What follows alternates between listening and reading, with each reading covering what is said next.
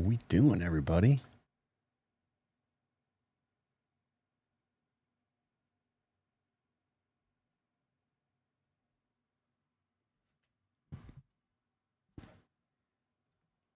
Welcome to QB Grip Live Talk. My name is Alex. I am the founder of QB Grip. I'm also the founder of Hostage Tape, everybody. You've probably seen Hostage Tape all over the internet, all over the place. We are everywhere. Don't let bad sleep hold you hostage. In fact, we've been infiltrating the NFL. So many of the NFL teams now we're shipping hostage tape out to a lot of the teams. All the guys are wearing us for better sleep. We got guys wearing it in games and all that stuff too. But we're here to talk about quarterback grips, folks. All things quarterback grips. So in the comments, as you start watching, if there's a quarterback that you want me to show, a grip that you want me to do, pop it into the chat here, and I will show you the grip that he uses, and we can talk about it too. But quarterback grip, this is all things QB grip. We are talking about here. Let me get some lights on here. This is all things quarterback grips, guys. We're talking about why quarterbacks grip it the way they do. And we've actually codified how quarterbacks grip. And let me explain the system that we use here. So what we actually do is we use 3 numbers. The first number is where that ring finger crosses the lace. The second number is where the pinky crosses the lace. And then the third is how many fingers cross over the laces.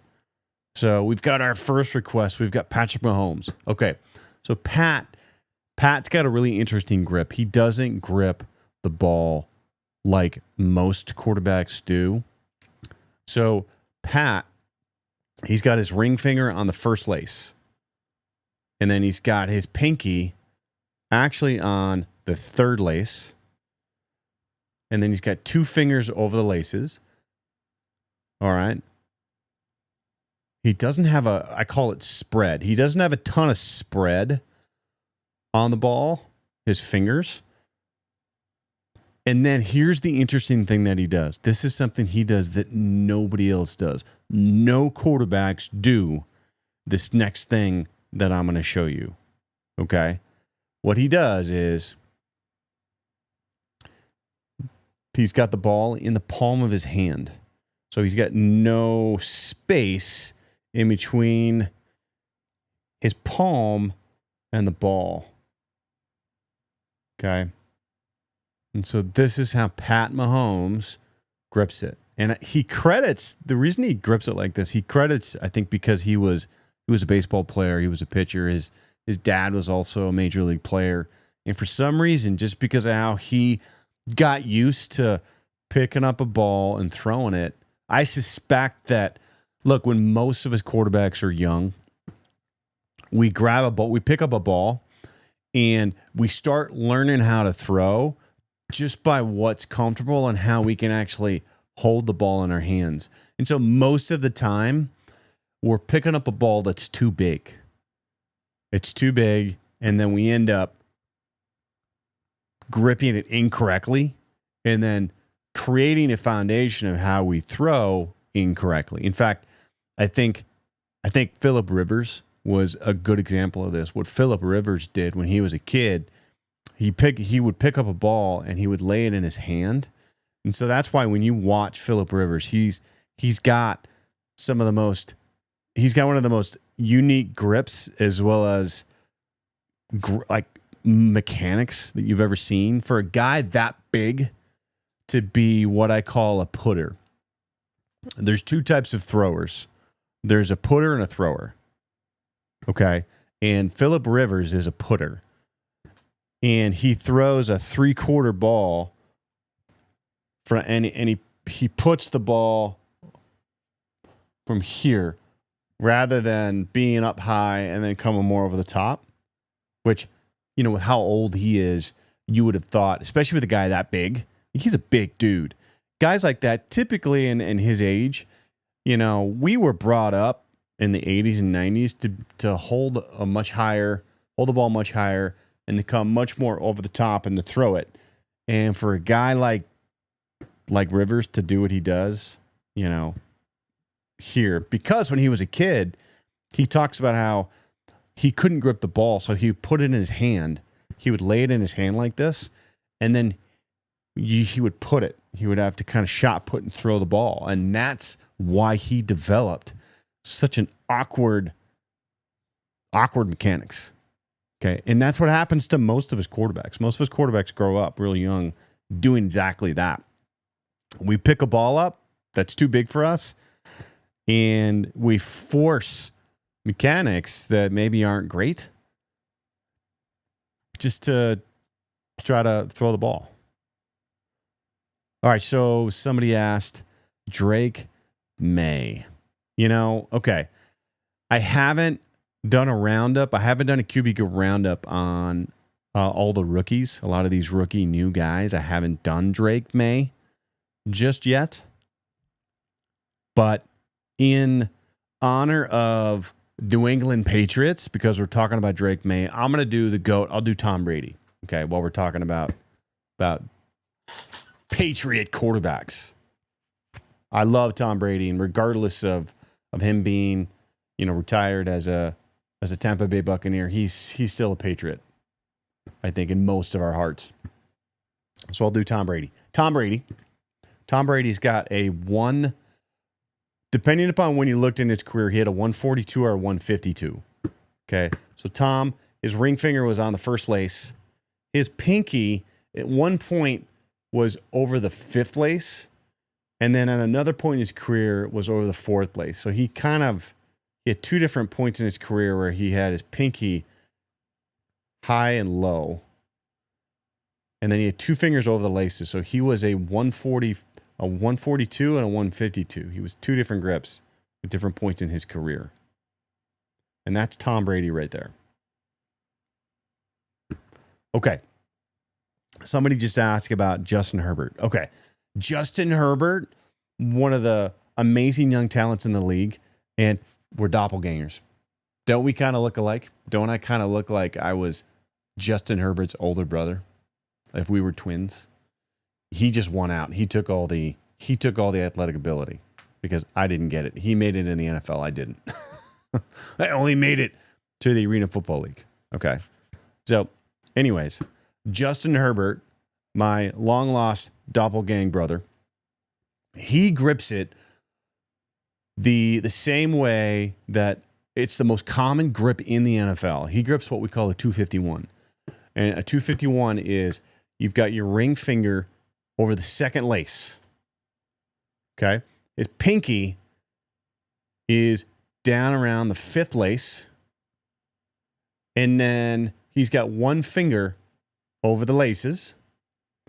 Now, what he does, though, and I'll take it a step further, is he takes his middle finger and he actually raises it fairly high on the ball, like this. Okay. And then he's got a decently high index finger on the ball. He's got some pretty decent sized hands. In fact, here, let me look up real quick. If you go to qbgrip.com, we've got a blog where we document all the quarterbacks and we document all their hand sizes and all the details there, and you can see them. But Herbert, he's got 10-inch hands. So when we measure hands on quarterbacks, we're looking from here to here. We don't measure from here to here. We measure here to here, the span of the hand. And he's got 10-inch hands. And most NFL quarterbacks have a 10-inch or greater hand size. Most of them do, not all of them. And this opens up a really interesting conversation about hand size and quarterbacks. So when you go to qbgrip.com and you take a look, we try to document the hand size of all the quarterbacks. And there was a point, I can't remember the year, but there was a point in the NFL draft where they never measured the hand size of quarterbacks. So, with every player in every position, there's a bunch of things that they measure that they like to keep track of. And so they can compare and contrast different players and be able to rank them on their board and all that stuff. All these tangible things that they try to use. They try to pull out as many tangible things that they can measure on quarterbacks to be able to justify how they rank guys. Okay. And there was a point where in the draft, they started to measure hand size. So prior to that, all the quarterbacks that came into the NFL, none of there's aren't any hand sizes on any of them. And I can't remember. I have to look it up, but it was at some point in either I think the late 90s where they started to finally measure hand size in quarterbacks in the draft. So the theory that I have on hand size in quarterbacks is this. A lot of people think that hand size means, quarterbacks are going to fumble the ball and can't hold on to the ball, and that's a problem. But that doesn't matter. Hand size doesn't have anything to do with fumbling the ball or not. That's not the point. Hand size comes down to this. It comes down to different weather. And the bigger hands that you have, the better you can control the ball in every climate.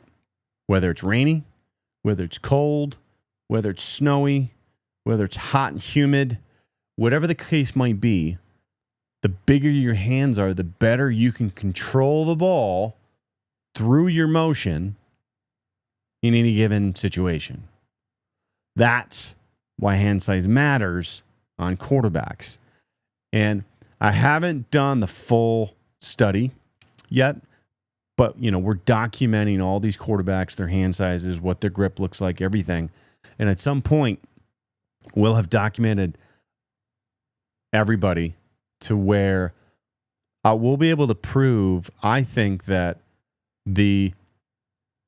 some of the most successful quarterbacks in history, it's related to hand size. I think hand size plays a big part in long-term success in quarterbacks. I think very rarely, now there's always going to be outliers, right? I think a good example of this is somebody like a Doug Flutie type. Now, granted, you could argue Doug Flutie really didn't have an amazing NFL career, but an overall career, the dude was pretty successful. Heisman Trophy winner, amazing, one of the greatest all-time Canadian quarterbacks. And you could argue, well, that's one of the worst places you could play. But the dude wore a glove. So that matters. That's why you see a guy like Doug Flutie wearing a glove. That's why you see some of these other guys in the NFL, they're wearing gloves when it's cold, when it's raining. Because those guys don't have very big hands. You're never going to see Dak Prescott wearing a glove. You're not. Do you want to know why?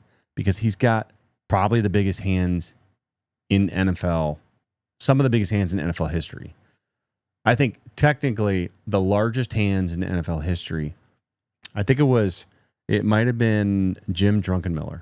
I think Jim Druckenmiller had 11 plus size hands. Absolutely giant. We're talking Andre the Giant sized hands. If you've ever seen, Google the picture of Andre the Giant holding a beer. It looks like, a toy in his hand. It's crazy. Yeah, Joe Burrow. Joe Burrow is another example. So Joe Burrow has really small hands. He's actually only got 9-inch hands. And for a premier quarterback of his size, that's pretty strange. A guy of his size, he's a 6'3"-ish quarterback. Most guys of his size have 10-inch hands, usually. And, another guy that's similar to that, like Jared Goff. Jared Goff's got, I think, about 9-inch hands. Another guy who, he's a decent-sized quarterback, a 6'3" guy, not very big hands. Another one, Tom Brady. Even Tom Brady, the GOAT, the greatest of all time, pretty average size hands. He only had, I believe it was 9.5-inch hands.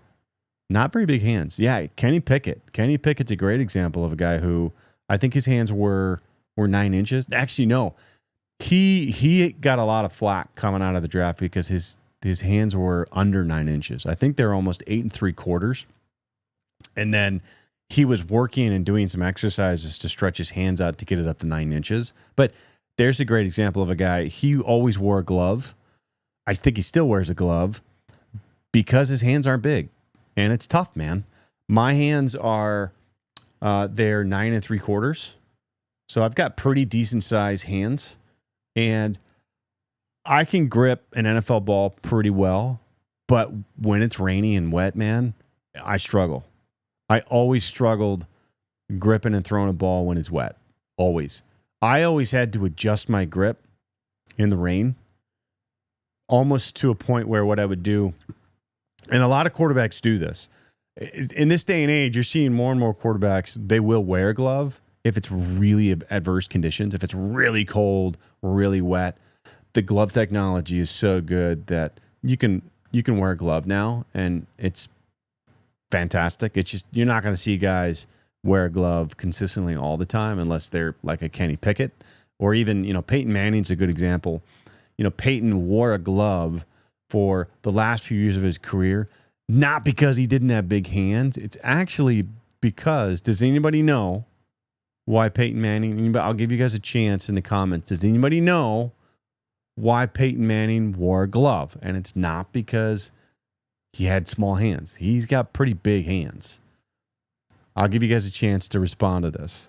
Okay. And then somebody asked Aaron Rodgers. Okay. I'll do Aaron Rodgers' grip. I love A-Rod.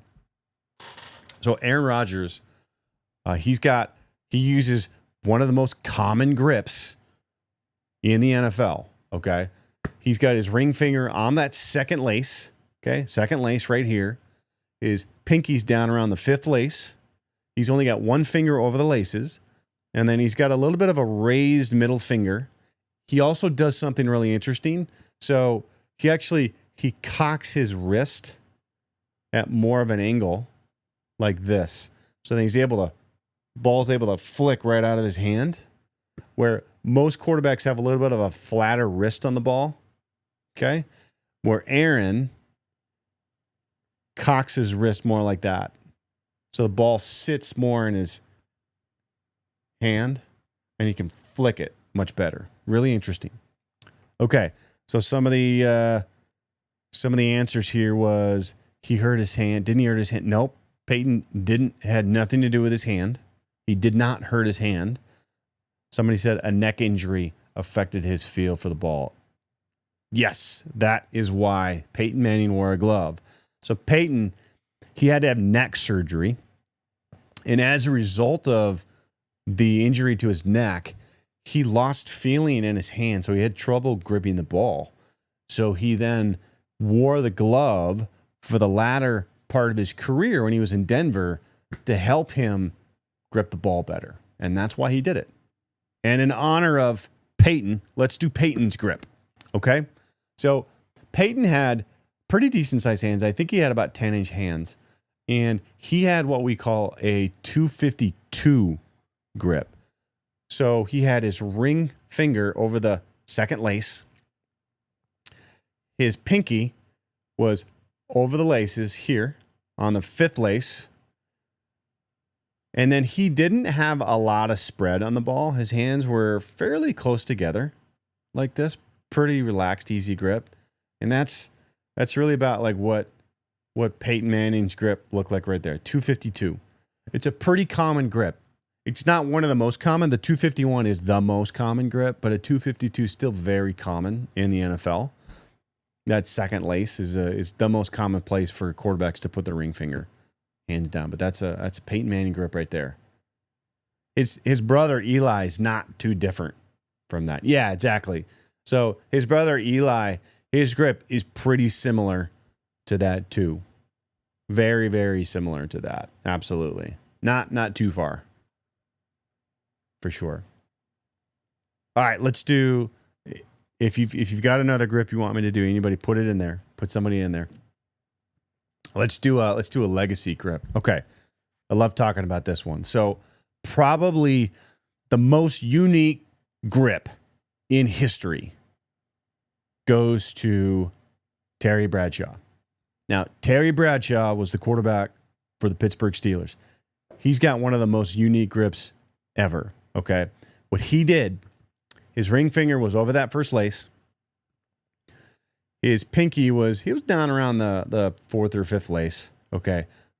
But the unique thing wasn't that. It was what he did with his index finger. So I can't even do it because my hands aren't big enough. But he put his index finger on the tip of the ball, the very tip of the ball. Nobody does this, folks. No quarterback puts their index finger on the tip of the ball. I can't even do it. If I tried to do that, this is how he did it. Like that. This is Terry Bradshaw's grip right here.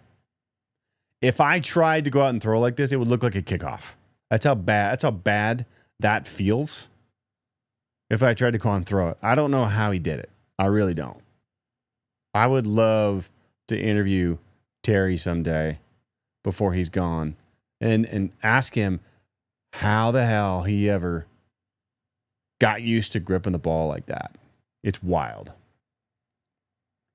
All right, somebody said Dak Prescott sometimes put his index finger on the very tip of the ball. Dak doesn't do that. No. So what Dak does, here's what you're seeing. So sometimes if you see a picture or you see a shot, what you're seeing is when a quarterback gets the ball, you're very often seeing this progression of like when they get the ball out of the gun, you might see a picture taken where all of a sudden they get it and the ball comes to their hands and then the shot gets taken like this. But then they're getting their hand in place as they're getting into their drop. Okay. Or maybe they're under center and they get the ball and their hand's down here. And then you're seeing them raise their hand up to their position. And so then you're catching the shot of their hand in the wrong position. That's very typically what you're seeing. Dak doesn't put his finger on the tip of the ball. What Dak does, he's got huge hands. So if anybody could do it, he could do it because his hands are so big. I think his hand size it's 10.5, almost maybe 10 3/4, somewhere around there, I think. So what Dak does is he borderline puts his ring finger, he's almost on the third lace. There's very few quarterbacks who put their ring finger on the third lace. Okay. Guys who do that, right now, Tua Tagovailoa, he's a guy who puts his ring finger on the third lace. Phillip Rivers, I talked about him earlier. He used to put his ring finger on the third lace. Brett Favre puts his ring finger on the third lace. Marcus Mariota does it. There's one other guy in the NFL that does it. Colt McCoy, he does it. Okay, so very few guys do that. But he's very close to that. He's very close to almost having his finger on the third lace like this. And then he's got a lot of what I call spread. He's got a lot of finger spread. Okay. So he's got a 251 grip. Ring finger on the second lace, borderline third, finger down around the fifth lace. His middle finger is raised really high on the ball here. And then his index finger is very high on the tip like this. And this is what Dak Prescott does right here. Okay, like that. But again, he's got such big hands that he literally makes it just look easy with that ball in his hand. So you said Phillip Rivers, he put his ring finger on the third. Yes, he absolutely did. So Phillip Rivers, I was talking about Phillip earlier in the stream. The interesting thing, I'll do Mahomes again. So the interesting thing about Phillip Rivers, when you watched his mechanics, it was horrible mechanics. And he'll admit it. He was what I call a putter. He would put the ball and he would throw from a 3/4 shoulder position. And you look at the guy and you're like, the dude was 6'4".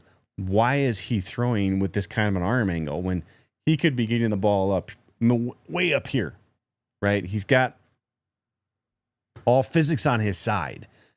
And when he was a kid, he picked a ball up and he couldn't grip it. So he would lay the ball in his hand, and then he would put it and he would throw the ball like this because that was the only way he could keep the ball in his hand. And that's how he learned to start to throw. And so then the base of his mechanics all started from that. So then that's why you've seen the way he throws it. And as a result, he gripped the ball much more in the middle. So his ring finger was on the third lace like this. And that's how Phillip Rivers gripped it. And it's also very similar to how Brett Favre was a ring finger, third lace. He had a lot of spread on the ball like that.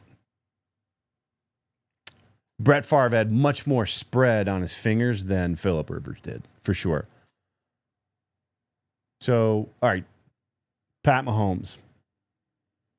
Nope, Joe Montana. See, okay, Joe Montana did not put his finger on the point index.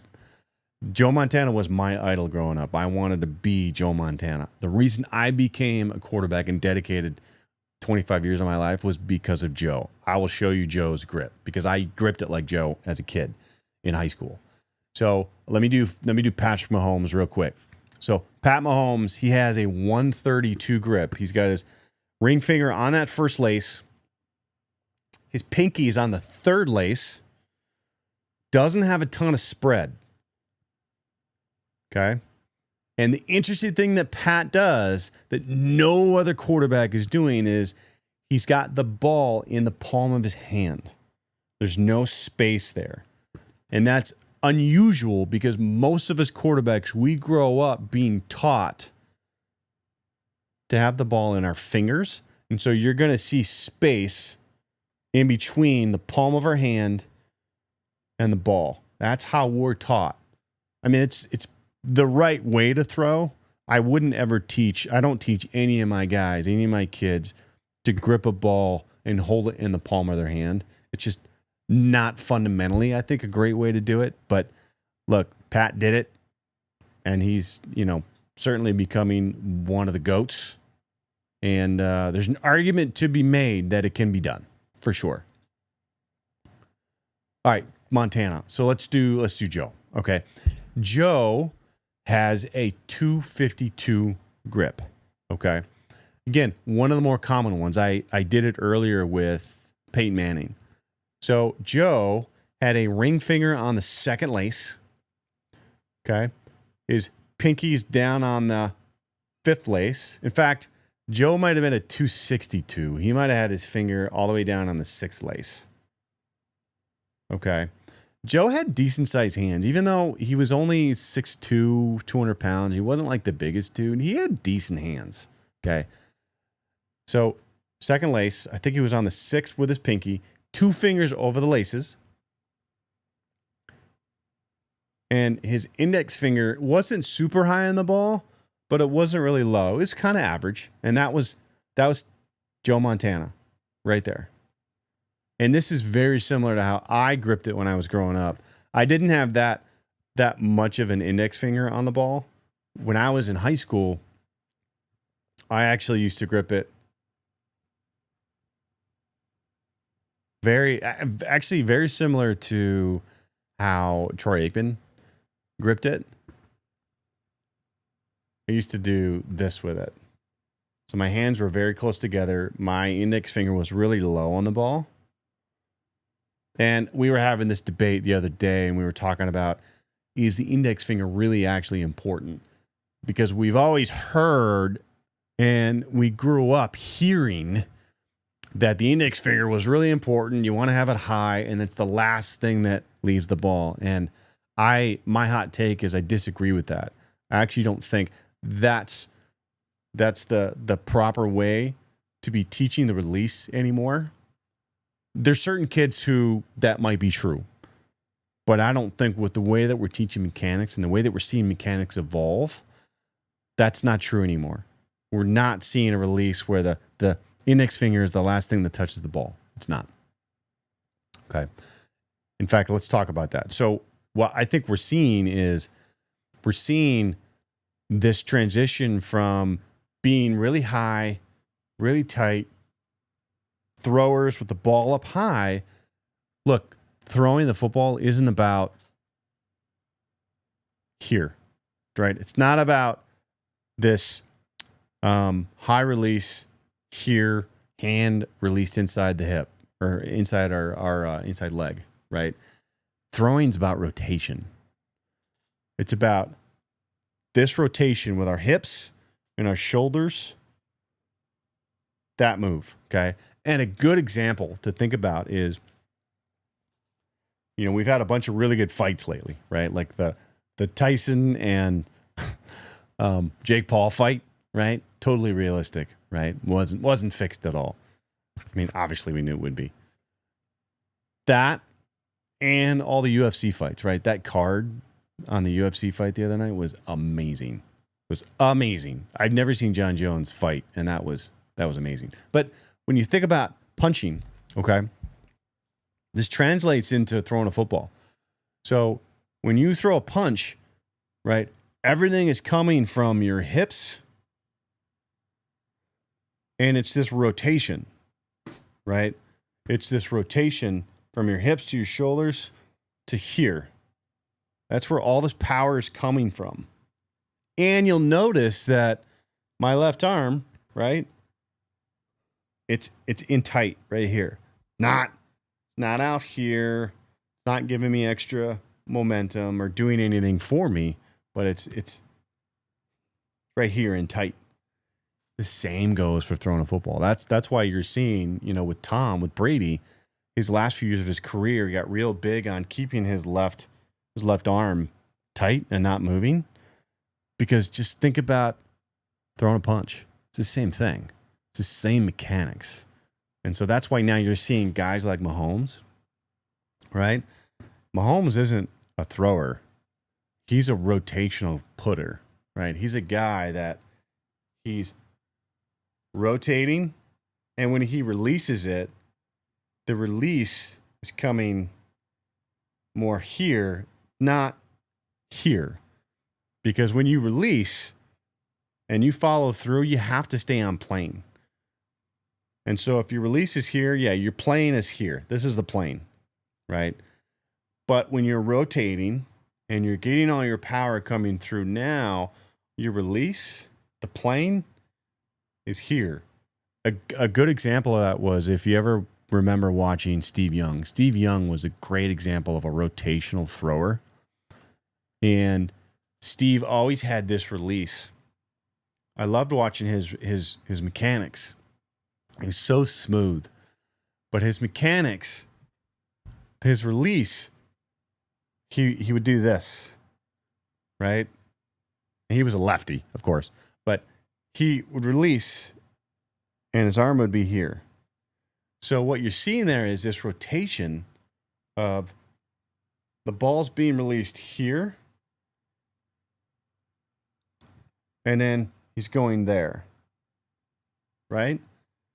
And just such a great example of a real early on guy that had really good mechanics, rotational mechanics, which is where everything is now going. And you're seeing Pat Mahomes is one of the best examples of it.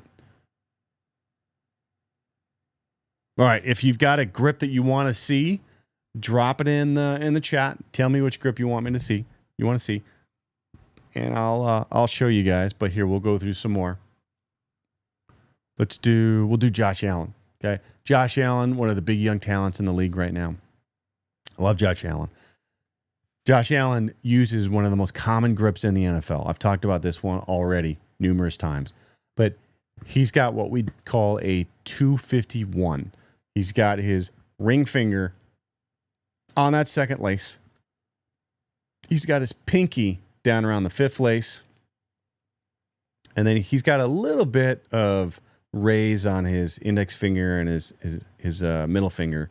He's only got one finger over the laces. So this is essentially Josh Allen right here. A 251, the most common grip in the NFL. Okay.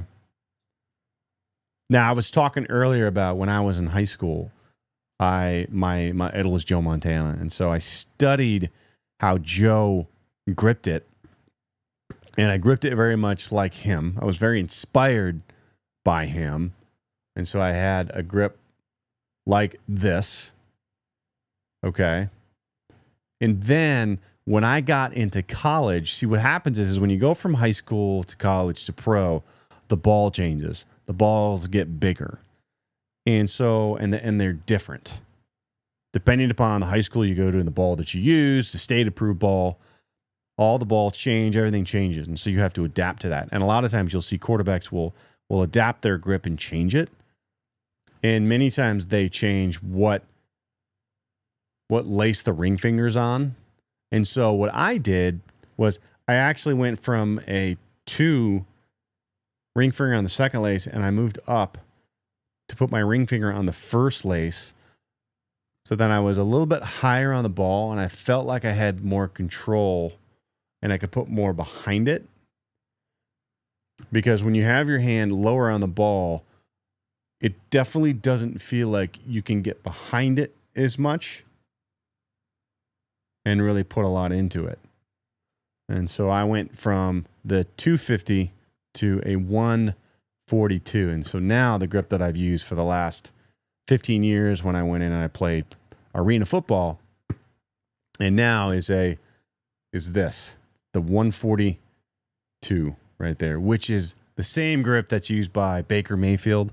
Baker Mayfield also uses a 142.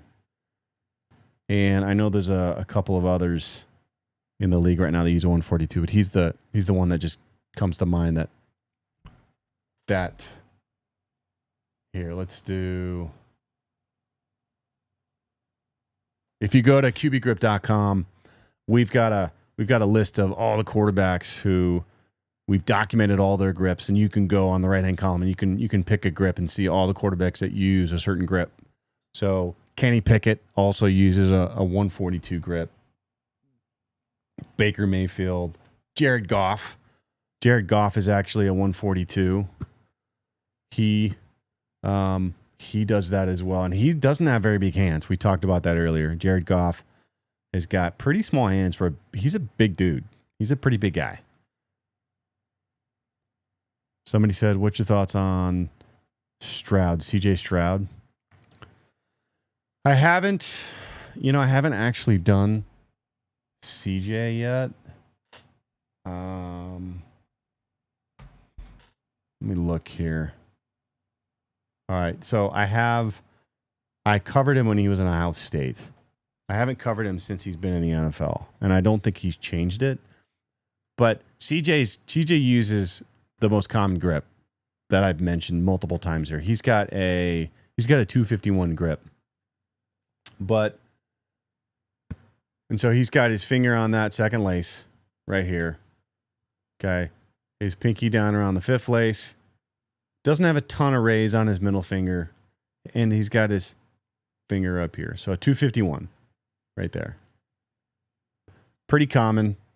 Again, this is the most common grip in the NFL. And he's got 10-inch hands. He's got pretty decent size, pretty average, decent size hands for an NFL player. Johnny Unitas. I love the old school shout out. I don't know that I've ever done Johnny.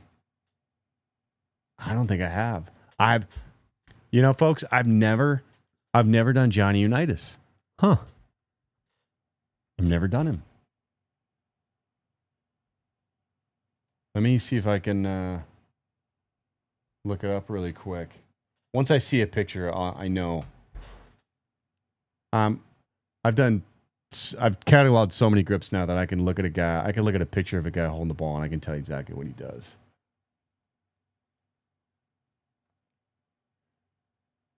What's interesting about a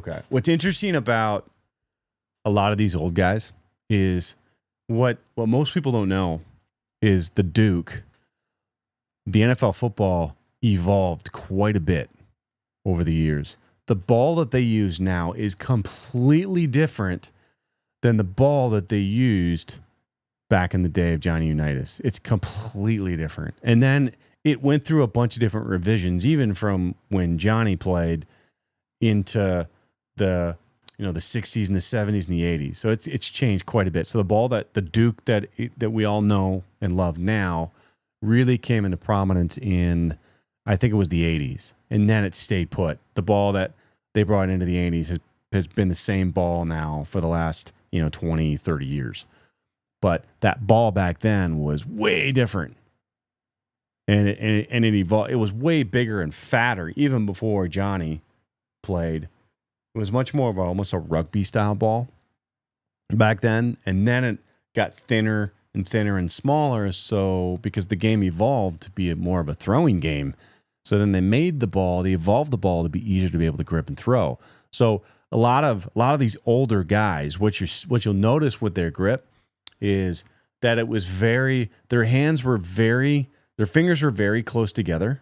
They didn't have a lot of spread on the ball like some of the guys you see now.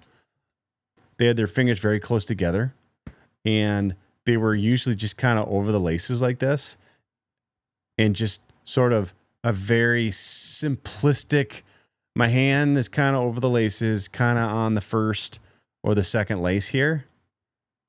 Just like this. It was a very simple, because the ball was much bigger and rounder back then. And so it was just, let me get my hand just in sort of a good place that I can kind of get the ball back and get the ball out. And so Johnny, based on what I'm looking at, I suspect he was a first lacer here. Like, I think he was probably a 142-ish guy. I think that's about what Johnny did. Very simple, very easy. Because again, that ball back then, it wasn't as big around as it was in prior years. It had gotten smaller and skinnier, especially when Namath got into the league. The ball was much smaller and easier to throw. And then you started to see, once that happened, then guys were able to start, their grip was able to start moving farther down the ball, and they were able to spread their fingers out a little bit more. Does it make a difference? Kiefer 23, I guess, can you explain? Like, what's your question? Does what make a difference? And then Arden asked, which ball is better, the NFL ball or the Big Game USA ball? Oh, so the ball that he's referring to, the Big Game USA ball. So one of the manufacturers, there's only a couple manufacturers in really around the world that make an official ball that's used in official play, and obviously Wilson is one of them. And in fact, I've got one of their high school college balls on the floor over here. And they make the Duke that we all know and love. And then Big Game USA is one of the other, they're down in Texas. They make the Nike ball, the Adidas ball, and their own Big Game ball. And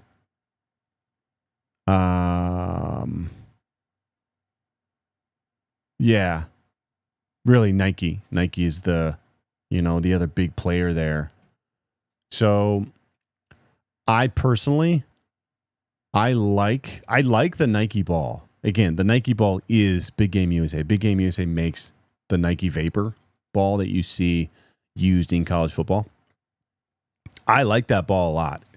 From a college ball, I would much rather use the Nike Vapor ball than the Wilson ball. But the NFL ball, I would much rather use the NFL, the Duke. The Duke is my favorite ball of all the balls. And here's why.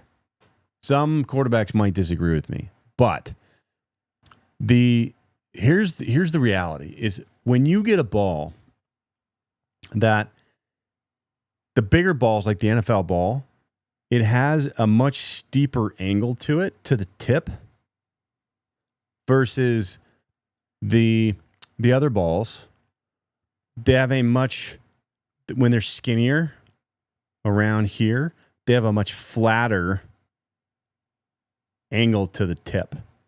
So when you're gripping it and you're throwing it on a flatter ball, you don't feel like you have as good of an angle and release on the ball versus when you have an NFL ball. You've got that nice angle to it that you feel like you're behind it and you can really rip that thing. At least that's how I feel with the Wilson. So I love throwing the Wilson ball.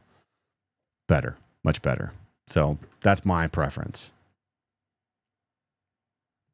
Yeah, the what I love about the Vapor's got that angle. They do a great job of it's a college size ball, so it's not as wide around as an NFL, the Duke is, but they've done a great job of it's not as long as some of the others. And so as a result, you get a steeper angle that you feel like you can get behind it and you can really flick it better.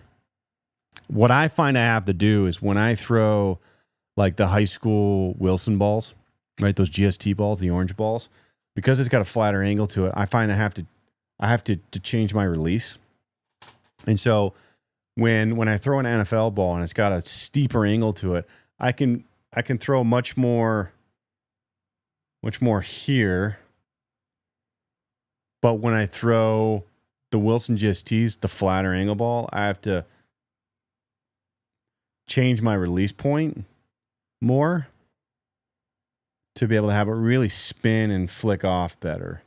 So I find I'm almost more 3/4 here than with the Duke. I'm a little more here with it, if that makes any sense. So,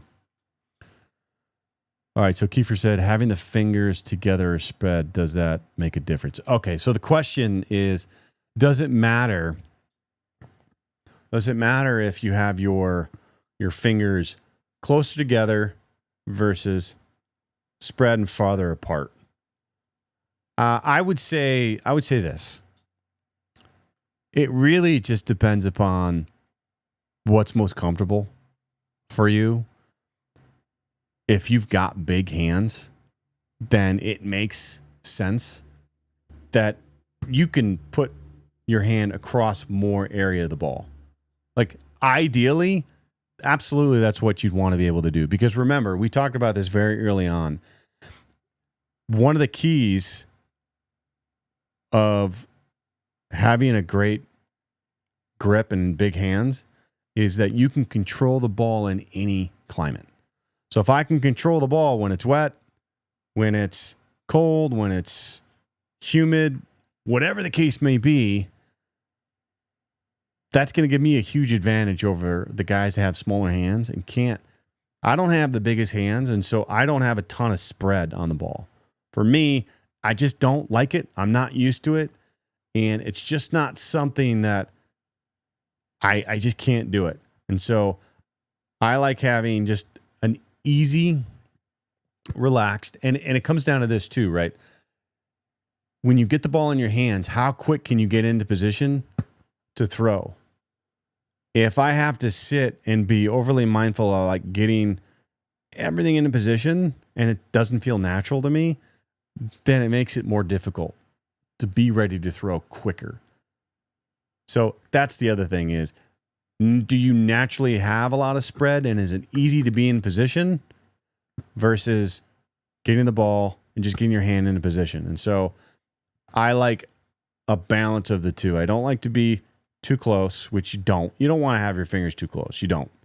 You do want to have a decent amount of area covered on the ball. So again, you're controlling the ball in any climate, any scenario. The more you can cover the ball, the better you can control it. That is ideal. Absolutely.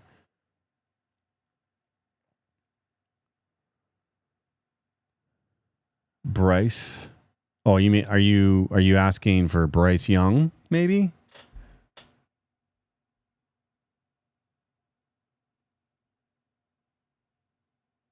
I don't know what you're asking.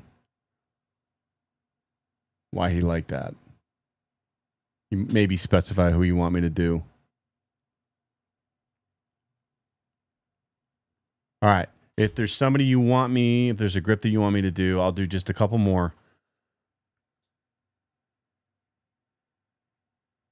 Bryce Young. Okay. Yeah. All right. So Bryce Young. Bryce doesn't come up in the conversation. Not a lot of people are high on Bryce Young right now. That's for sure. He's having a rough year. All right. So Bryce. Now, I believe Bryce actually changed his grip coming from college into the NFL because he's got 9 3/4 hands, not huge hands, and he's not a big guy. And that ball that he used, at Alabama, it's a different ball than the Duke. It's a smaller ball. So he's got a 241 grip. This is the same grip that Kirk Cousins used, but he's got his ring finger on the second lace. In fact, what he does is he actually puts his ring finger on top of the raised lace. Okay. So rather than go on the low, he goes on the raised here. And then his pinky is on the fourth lace. And then he's like that. So that's a 241 grip. And that is Bryce Young right there. And I believe, if I remember correctly, when he was at Alabama, I think he actually might have had his ring finger down on the second lace, like fully down on the second lace in college. And then I think in the pros, he's raised it up slightly so his ring finger is on the raised second lace. I think, if I remember right, I remember covering his grip when he was at Alabama, and that's what he did. Because it actually makes a lot of sense because of the difference in how wide the Duke is compared to, I think he was probably using the Nike Vapor ball.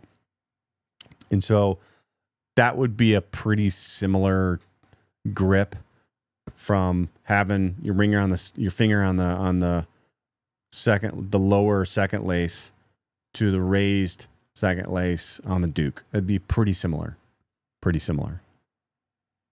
So, okay, somebody said Tony Romo. God, I love Tony Romo. I love me some Tony. So Tony, been a long time since I've done Romo. And again, I double check the ones that I can't remember off the top of my head. You can find them on our website, qbgrip.com. It's our blog that we keep track of all of the quarterbacks' grips. You can look at the different categories and all the quarterbacks that grip it certain ways. Now, Tony didn't have big hands. He had a hand size of about 9.5 inches, 9.6 inches. And he's got a most common grip, a 251 grip, okay, where he had his ring finger on that second lace, okay. And the interesting thing about Tony that he did is, so you'll hear me at times talk about the angle of the wrist, whether they had a pretty neutral wrist or whether they have some angle of the wrist, okay. They cock their wrist up on the ball. And so he's got his ring finger on the second lace, his pinky down around the fifth lace, and then he's got some angle, a little bit of angle here on his wrist, like that. And so not quite as much as, say, Kyler Murray. Kyler Murray does that on his grip, but this is Tony Romo, 251. Kyler Murray has got a ton of angle. He's actually he's a 141 guy, Kyler Murray. But what he does is he's got some serious angle on his wrist when Kyler throws it like that. It's very interesting for Kyler. So awesome. There you have it, folks. Appreciate it. If you haven't, old school Bradshaw. I did Bradshaw earlier. I'll do Bradshaw real quick. Yeah, Bradshaw was cool. His is the most interesting grip in history. He had his ring finger on the first lace. Okay. and then he had his index finger on top of the point like that. So this was Terry Bradshaw like that. I don't know how he did it, because if I go outside and I try to throw it like this, it'd look like I'm throwing kickoffs. Impossible. I don't know how he did it, but all right, folks, there you have it. And join us. We'll be doing these pretty much every day. I love talking quarterback grips. As you can see, I'm also the founder of Hostage Tape. Go to hostagetape.com. We've got some amazing Black Friday deals, 50% off. Go check those out. Help yourself get amazing sleep, amazing performance, folks. Appreciate it.